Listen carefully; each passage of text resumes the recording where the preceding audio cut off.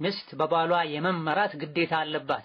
በሁለተኛ ደረጃ የፊተኛ ውስጥ የሚካተት ከመሆኑ ጋር ባሏን በወንጀል እስካላዘዛት ድረስ በተለመዱና በሚቻሉ ነገሮች ሁሉ የመታዘዝ ግዴታ አለባት። እንዴት ታዘኛለህ? አንተም እኔም እኩል ነን በጭራሽ ልትል አይገባም።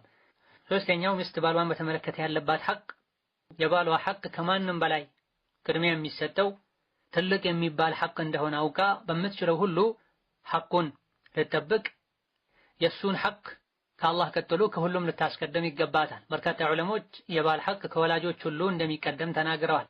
የነቢ ሐዲስ ደሊሎችንም ጭምር አቅርበዋል።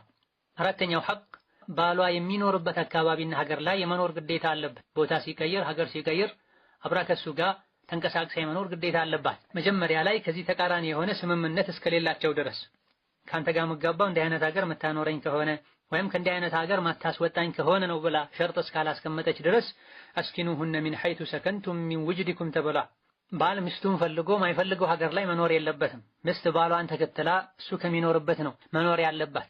አምስተኛው ሚስት ባሏን በተመለከተ ያለባት ወይም ባል ሚስቱ ላይ ያለው ሐቅ ሱና ጾምን ባሏን ሳታስፈቅድ መጾም የለባትም። ፈርድ ከሆነ ቀዳም ይሁን አዳ ባሏን ሳታስፈቅድ መጾም ትችላለች። ነገር ግን ሰፊ ጊዜ ያለው ቀዳ ከሆነ አሳውቃ ቢሆን የተሻለ ነው የምትጾመው። ሱና ግን ከሆነ ሳይፈቅድላት መጀመር አትችልም።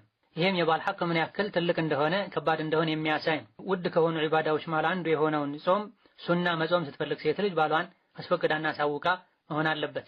ሳታስፈቅደው ከጾመች ማስፈታቱን ቢፈልግ እንደሚችል ወንጀለኛ እንደማይሆን የሚያሳይ ነው።